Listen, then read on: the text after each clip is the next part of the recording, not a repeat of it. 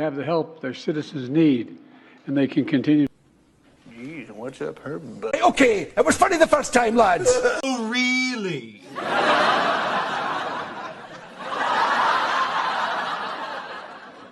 Meanwhile. In a space of hours. Down on Israeli cities. I got up this morning, started this at 7:30.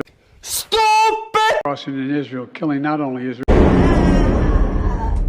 but Israeli civilians in the street, in their homes. Back in. Get your hands off your daughter there and pay attention. You just might learn something. You just said is one of the most insanely idiotic things I have ever heard.